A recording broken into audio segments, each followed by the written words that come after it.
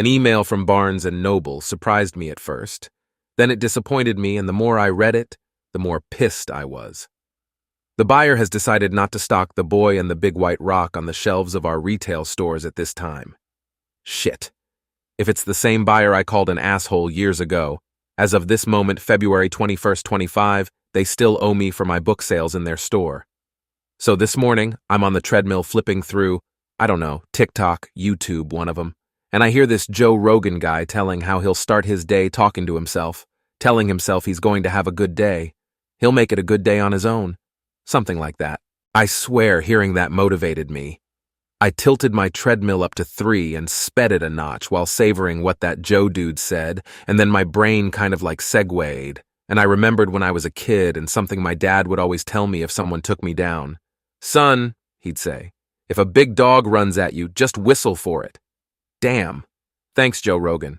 Thanks, Pop. Hey, the buyer, feck your stores.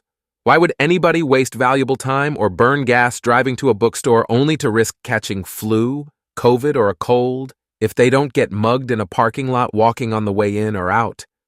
Buy my book online. Amazon says they have them and they'll deliver in a day or two to your door. Oh, about my book. The Boy and the Big White Rock is my historical memoir about growing up in the wartime 1940s and Cold War 1950s and the misunderstanding I went throughout my life thinking about my folks' final years. Kids born before Pearl Harbor in 1941 grew up fast. We had to. The book is by me, Jerome Mark Antil, and I guarantee of all my books it's the best book I've ever written, and I can prove it. I've written a bunch of books, and my wife has read each of them at least twice. Her copy of The Boy and the Big White Rock is seeing her 12th visit. She's on page 138 for the 12th time. The Boy and the Big White Rock is no hillbilly elegy by J.D. Vance. Vice President Vance's family started at the bottom, and he learned and earned his way up to the top. Me? I was born with a silver spoon in my mouth, didn't know it, and just kept replacing it with my foot.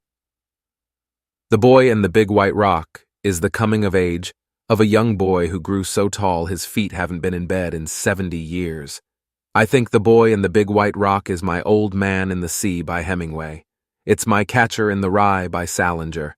It's my Breakfast at Tiffany's by Capote. It's my Of Mice and Men by my inspiration, John Steinbeck. Kirkus gave it an encouraging review, and my editor who once wrote for Life magazine said, there isn't a bad page in it. So I'm whistling. Here's a couple of little-known historical secrets. Did you know Mark Twain couldn't get Tom Sawyer or Adventures of Huckleberry Finn in stores at first?